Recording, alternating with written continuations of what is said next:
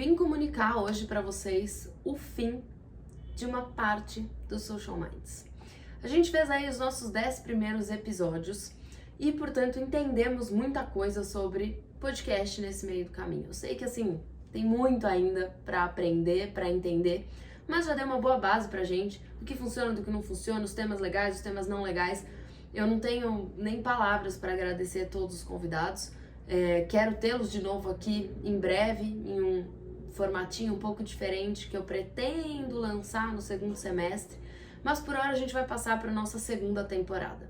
Então, a nossa primeira temporada foi muito baseada em temas diversos, a gente explorou algumas vertentes aí que envolvem comunicação, marketing, até psicologia, tudo, lógico, que englobe empreendedorismo e redes sociais, mas agora essa segunda temporada vai ser específica sobre empreendedorismo.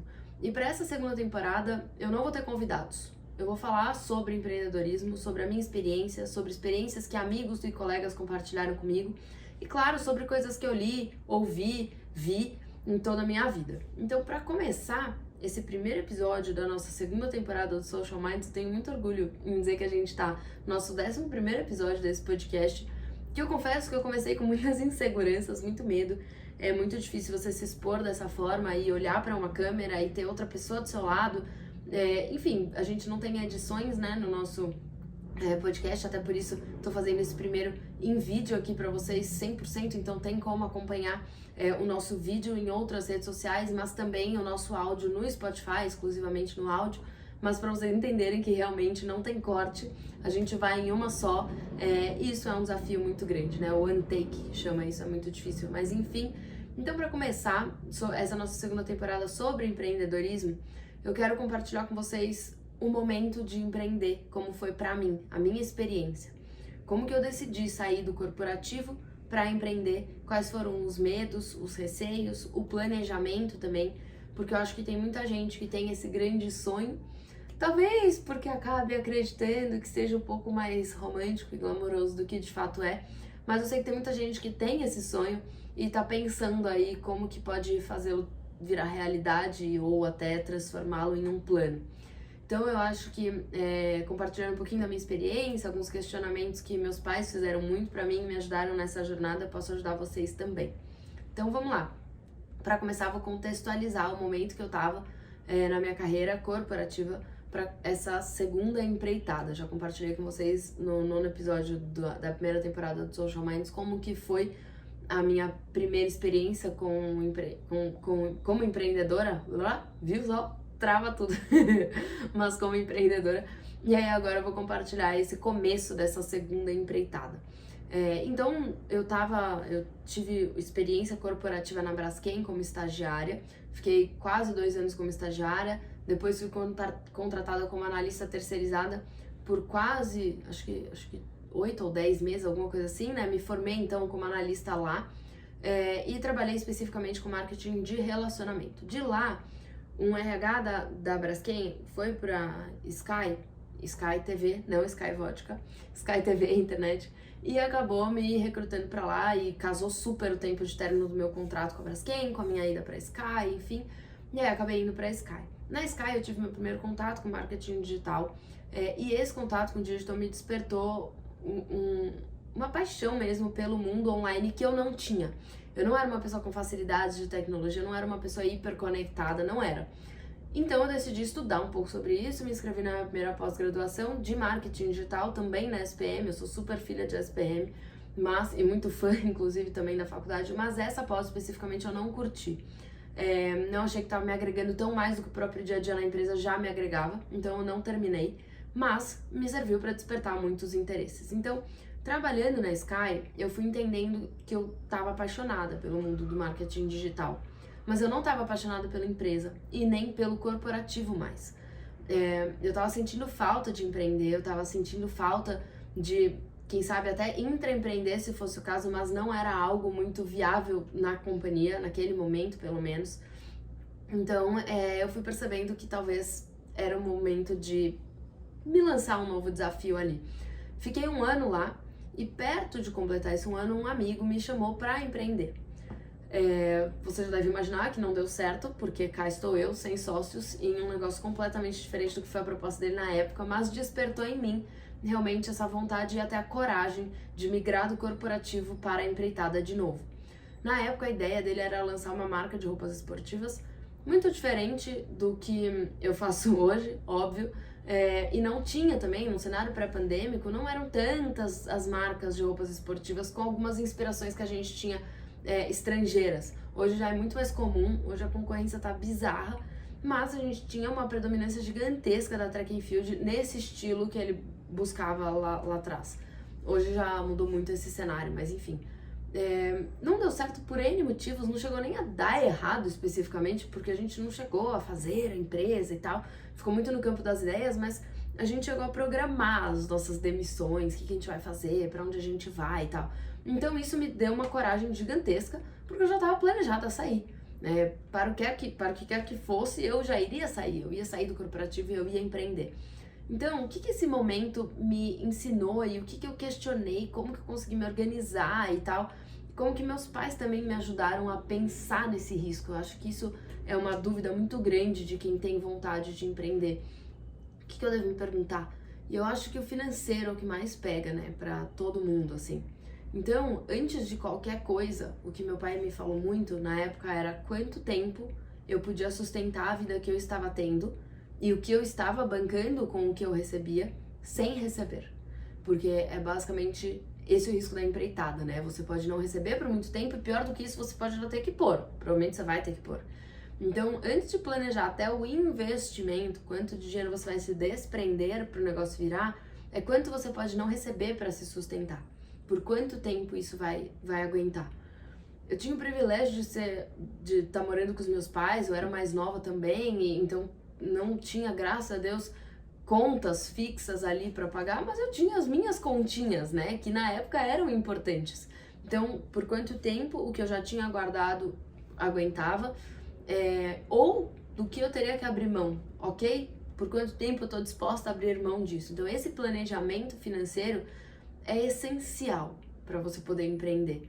E aí, a partir desse momento, você entende, pô, não, eu consigo viver aí 3 meses, sinto muito, cara, 3 meses, não tem empresa que vire e te dê lucro e você ainda consiga ter, assim, um padrão de vida que você realmente quer e tal, não existe. Você pode começar a virar um negócio, pode virar em 2 semanas, pode virar em 1 mês, mas para você ter um ROI ali, né, você ter esse retorno em cima do que você investiu e ainda lucrar e tudo mais, tem que aguentar um tempinho aí. Então, primeira coisa, na minha opinião, para você ter essa segurança de sair e sustentar e insistir, é ter planejamento financeiro. Por que eu falo de insistir? Porque eu vejo muita gente, muita marca, principalmente de acessório, de roupa, relacionada à moda, coisas que são mais de produto, menos de serviço, mas coisas mais de produto, que abre, fica aí 6 meses, 1 ano e fecha. Os primeiros 3 meses bombam. Mas por que bomba? Porque seus amigos, seus familiares vão comprar de você. Então, se você lança uma marca de semijoia, se você lança uma marca de bolsa, a sua tia vai comprar, a sua melhor amiga vai comprar de presente para dar para alguém, aí a mãe compra também. Então, você vai ter pessoas da sua rede de apoio que vão te incentivar. Mas quantas bolsas, quantos brincos, quantas caminhas de cachorro, quantos acessórios, coleiras, enfim, quantas coisas essas pessoas que você conhece vão comprar de você de novo e de novo e de novo. Então, o começo, lógico, é super importante, esse apoio é muito importante, mas por experiência própria, o primeiro e o segundo episódio do Social Minds, muita gente compartilhou. O terceiro, quarto, quinto, tal, sabe? Vai diminuindo. E não é por mal, mas é porque as pessoas têm muito o que fazer também. Não vão ficar te ajudando o tempo todo ali e compartilhando e lembrando de você o tempo todo para comprar da sua marca. Então, por isso você tem que ter esse planejamento para, depois que as pessoas que você já conhece comprarem de você, consumirem o seu produto, você ter esse tempo para conseguir expandir o seu mercado e atingir pessoas que não te conhecem. E aí sim é muito bacana, e aconteceu comigo depois de uns 4 meses, acho, de agência, que chegou alguém que eu não sabia da onde. Depois eu entender que foi do Instagram, né, lógico, mas assim, não era uma pessoa, um contato direto meu. Isso é muito legal, você fala, pô, realmente tá funcionando e tal, mas foi um e que acabou não virando, pediu a proposta, mas não virou.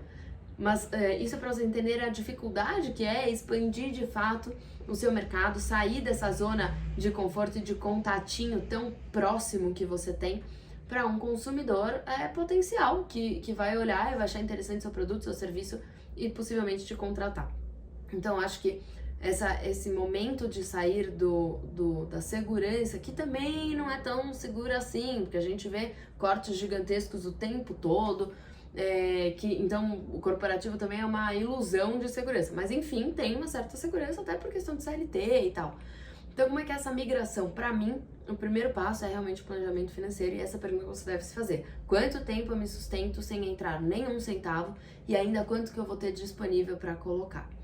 Dito isso, beleza, consigo estar um tempo aqui, consigo colocar esse dinheiro e tal. Aí vem um aprendizado que eu tive acho que no segundo episódio aqui do Social Minds, na troca com o Luiz, que tem uma super expertise nessa parte de empreendedorismo, por experiência própria, mas também por participar de várias outras empreitadas, como mentor, como consultor e tal, que é o famoso MVP, né? Então, se você quer, e esse é o exemplo que ele usou, se você quer fazer um carro, não faça um carro, faça um skate, porque ele tem o mesmo objetivo e tudo mais, de transportar uma pessoa de um lugar a outro. Tem 4 rodas e assim vai. Então, entra uma coisa muito importante você entender quem você quer impactar, né? O que essa pessoa tá precisando. Então, como você vai estar ajudando essa pessoa, né? Pra depois você chegar no seu produto. Eu acho que primeiro você tem que entender isso, que dor você quer resolver. Por que você tá ali? Porque eu identifiquei que as pessoas têm muita dificuldade nisso e eu quero resolver este problema. Tá, então como será que você pode resolver esse problema e com qual produto ou serviço, ou seja, o que você vai oferecer? Aí você faz um teste, sabe? Um teste para não queimar todo o seu orçamento em uma coisa só, um teste para não tomar o seu tempo, que com certeza não tá sobrando, então não tomar todo o seu tempo, fazer um negócio enorme e aí dá errado. Então testa, faz o MVP, que é o mínimo viável para você testar. Depois disso entende, isso aqui eu tive retorno, isso aqui eu não tive nenhum retorno. E aí funciona até fazendo um paralelo com o plano de mídia, por exemplo, tráfego pago. Se eu tenho 10 mil reais para gastar em 3 meses de orçamento para fazer um teste e tal, eu não vou colocar 8 no primeiro mês. Deixa eu testar a audiência, testar as campanhas. Então é a mesma coisa, fazer um MVP de uma campanha, fazer um MVP de uma empresa. É a mesma coisa. Então a gente tem que entender também esse início. Quais são essas dores que você quer resolver? Qual será então o seu analgésico, por assim dizer, né? A gente pode fazer esse paralelo bem interessante. E aí, dito isso, você parte de fato para fazer o seu negócio. Bom, são muitas as searas ali de efetivar uma empresa, né? De colocar ela de pé. Não vou entrar nelas agora, porque cada setor é cada produto é cada serviço é se é produto, se é serviço, já são coisas diferentes. Mas eu vou entrar em uma coisa que já me perguntaram algumas vezes, que é sobre ter ou não ter sócios. E por que eu não tenho sócios? Na primeira empreitada que eu compartilhei a história com vocês, no 9º episódio da primeira temporada do Social Minds, eu tive sócio. Foi muito diferente a minha experiência. Hoje esse meu sócio é um dos meus melhores amigos, então eu não tenho nenhum rancor sobre isso, não foi uma experiência ruim, foi apenas muito diferente.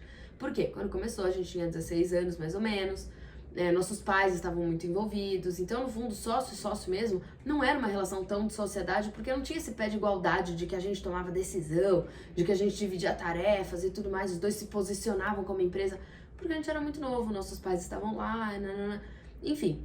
Hoje, por que eu não tenho sócios hoje? Hoje eu entendo que se um dia eu vier a ter sócios, porque pra mim nada é nunca, então é super possível que um dia eu venha a ter sócios, mas o que eu entendo é que se hoje eu tiver um sócio, ele tem que ser muito complementar a mim. Tem que fazer o que eu não sei, tem que ser melhor no que eu sou ruim e vice-versa. Então tem que ser alguém que não vai roubar nada e que eu também não vou roubar dele. A gente vai se complementar, a gente vai discutir e realmente para tentar melhorar o negócio. Então começa que essa é a minha visão hoje. Hoje eu entendo que tem muitas coisas que eu peco, que eu não sei ainda, mas eu ainda acho que eu preciso me solidificar como empreendedora, como dona e também a própria imagem da CMA no mercado. Eu acho que a CMA precisa ter muito mais, eu muito mais a CMA, a gente precisa ter essa relação muito mais próxima pra, de fato, depois, daqui a um tempo, quem sabe, também não tenho certeza disso, abrir para realmente ter um sócio e me complementar onde eu não mais consigo, mas eu ainda enxergo que com a equipe que a gente tem hoje aqui, que não é pequenininha e que é muito complementar mesmo, a gente já consegue evoluir, a gente ainda tem muito a evoluir antes que eu traga uma outra pessoa para fazer parte disso com sociedade. A gente tem hoje na equipe 4 áreas, acho que sim, deixa eu ver. Pesquisa e redação, mídia, design e atendimento. E aí a gente tem também planejamento, desculpa, são 5, né? Que atendimento não é exatamente uma área, é mais planejamento, enfim, da parte estratégica, eu digo.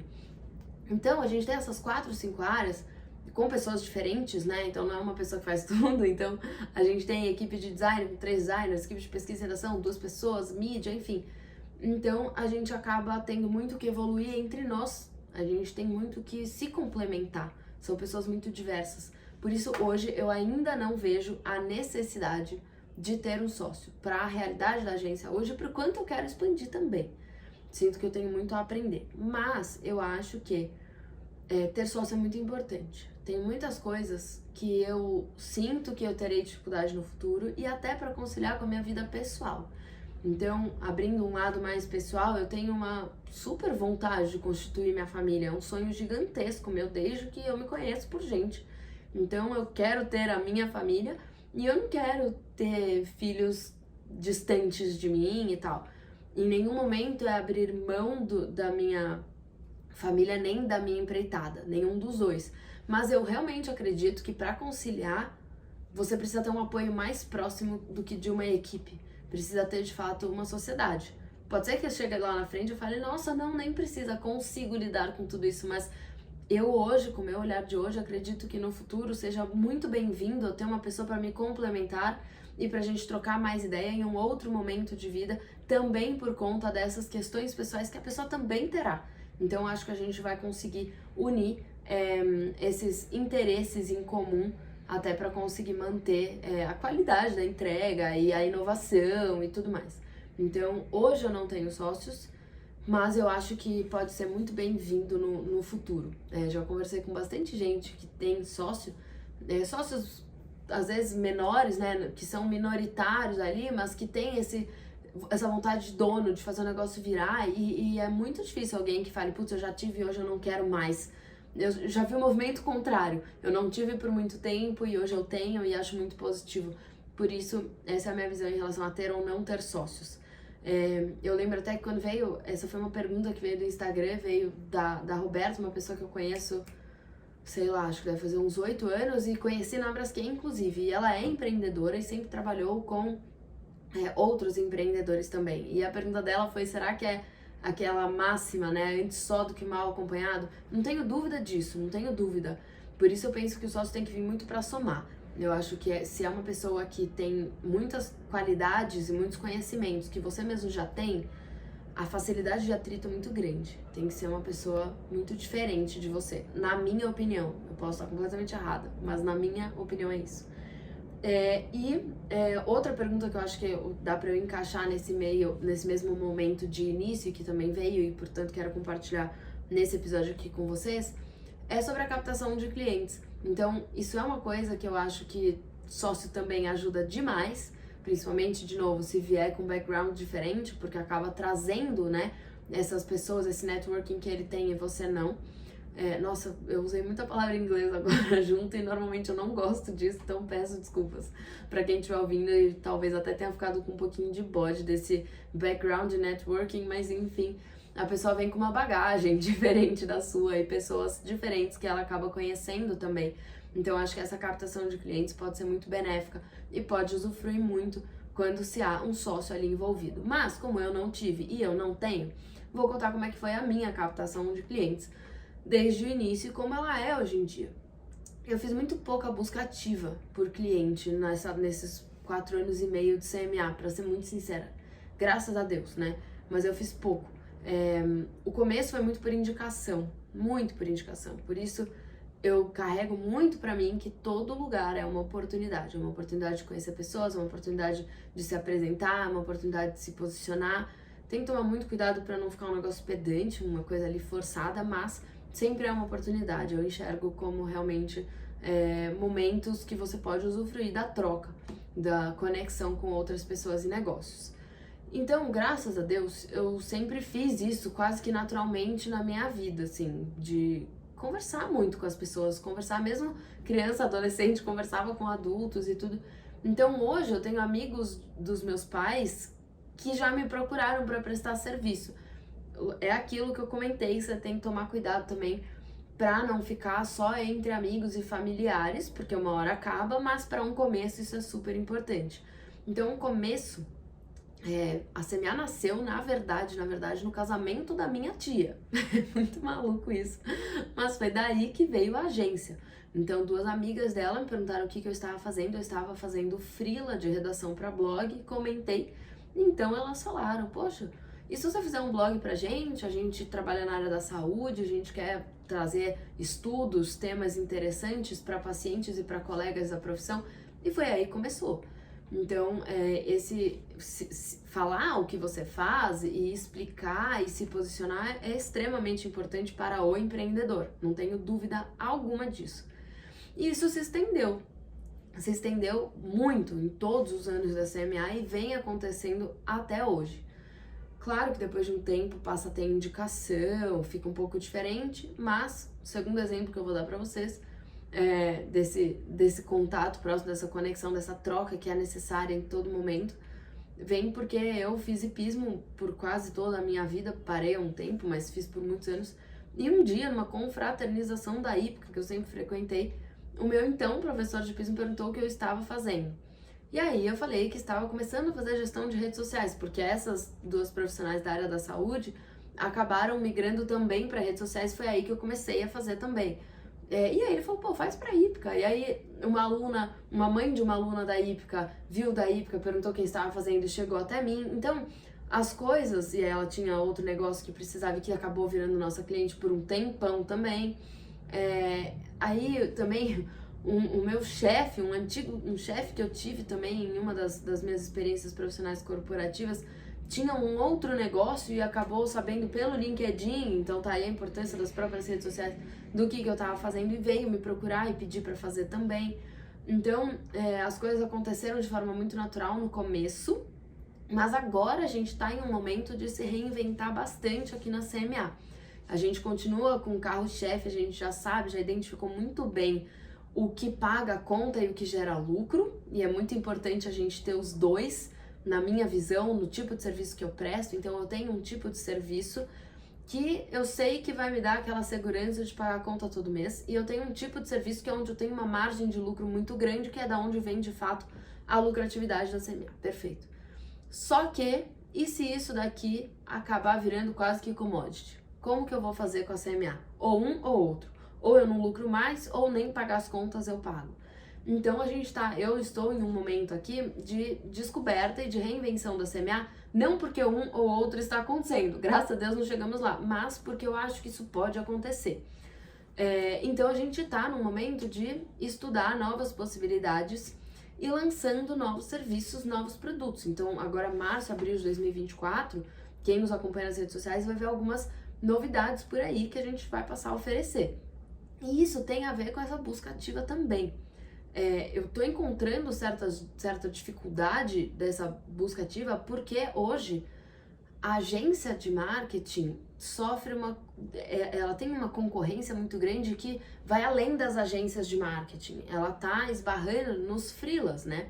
Então a gente tem muito social media freela e que não dá para comparar o preço de um e de outro por conta do custo fixo mesmo que a gente tem como agência, tendo aí 7, 8, 9 salários todos os meses, estrutura, né, infraestrutura, e um espaço físico, e equipamento, e programas e tudo mais. Então é uma competitividade gigantesca e quase que desleal, se você for ver, não desleal do freela, mas eu digo de custos mesmo, sabe? A precificação fica impossível de competir. Então, lógico, a gente tem que entender onde é que está a diferenciação, atendimento, personalização, capacidade de atendimento mesmo, de produção, né, de produtividade, por ter vários profissionais envolvidos, o grau de expertise também, porque é impossível uma pessoa ser excelente copywriter, né? Excelente redator, excelente designer, excelente movie maker, excelente atendimento e estrategista, então é impossível ter isso numa pessoa só, mas é onde a gente está tendo muita competitividade, principalmente para pequenos negócios, pequenos empreendedores também, que estão buscando uma alternativa. Então é aí que entra o nosso desafio e que eu acabei percebendo. Ao invés de competir com essa galera para oferecer o mesmo serviço, eu vou oferecer um outro serviço. Ou melhor ainda, um produto. Não vou dar mais spoilers do que isso por enquanto, mas eu acho que tem a ver com captação de cliente. Então fica aí a provocação para eu concluir até esse episódio, mas fica a provocação de quanto vale você insistir para captar um cliente naquele mesmo serviço, naquele mesmo produto, ou se você não tem que adaptar o seu serviço, o seu produto perante as necessidades desse cliente. A gente tem hoje uma geração gigantesca, isso é Jeff Bezos que fala, de prosumers e não só consumers, então são consumidores muito proativos, e dentro dessa proatividade toda eles produzem conteúdo, falam sobre você, eles têm as necessidades dele, mas justamente por eles falarem é que você tem que ouvir. E aí o que Jeff Bezos fala muito é que você tem que ser obcecado pelo seu consumidor. Não é ouvir de vez em quando, então tem alguns, e agora eu vou falar terminhos em inglês, mas a gente tem alguns terminhos de, por exemplo, consumer experience, então você tem que entender a experiência desse consumidor, você tem que ser consumer oriented, então você tem que ser orientado ao consumidor, beleza. Ele fala que é muito além disso, você tem que ser obcecado mesmo pelo seu consumidor. E a partir disso você entende o que ele quer. Antes de entender o que eu vou fazer, o que ele quer. Porque sabendo o que ele quer, aí eu penso no que eu vou oferecer. E é esse momento que a gente tá passando agora na agência, que vai envolver uma coisa muito diferente do que a gente vem fazendo. Hoje a gente é uma agência boutique para dar um nome chique de agência pequena, né? Mas a gente é uma agência pequena, portanto, que também não tem o objetivo de virar uma agência gigantesca, eu não tenho o objetivo de ter ali 100 clientes numa cartela, não sei quantos já passaram por nós, mas normalmente a gente fica entre 15 e 20 contas concomitantes ali, que é o que acaba sendo muito sustentável para nós, para dar esse atendimento em que eu participo da estratégia, que todo mundo sabe o que está acontecendo, que o próprio cliente também acaba conhecendo toda a equipe e tendo um contato muito personalizado. Eu acredito que se for algo muito maior do que isso, a gente perde toda essa essência. Então agora a gente vai passar a fazer um negócio que é um pouco mais massificado, é um pouco diferente. Vai ser um baita de um desafio, vai envolver muito mais estratégia de mídia, de tráfego pago, de produção de conteúdo para captação de clientes do que eu vinha fazendo. Então antes estava muito mais sobre o meu posicionamento pessoal, como Carolina mesmo, em rodas de amizade, em eventos corporativos, em outros lugares que eu já frequentei na minha vida antes e indicações. Agora muda um pouco o cenário e aí a gente vai encarar de fato a estratégia que a gente faz para vários dos nossos clientes. Então vamos provar da nossa própria estratégia aí e ver como é que vai o sucesso disso. Então tá aí um pouquinho desse primeiro episódio sobre a minha trajetória no empreendedorismo, falando sobre essa migração do corporativo, falando sobre ter ou não ter sócios e então chegamos à captação de clientes. Fica com a gente vai ter muito episódio bacana, todos sobre empreendedorismo nessa segunda temporada do Social Minds. E a terceira temporada do Social Minds, pelo que estou planejando, quero trazer um pouco mais técnico, temas um pouco mais técnicos de marketing, branding e comunicação. Obrigada, até a próxima, gente. Tchau, tchau.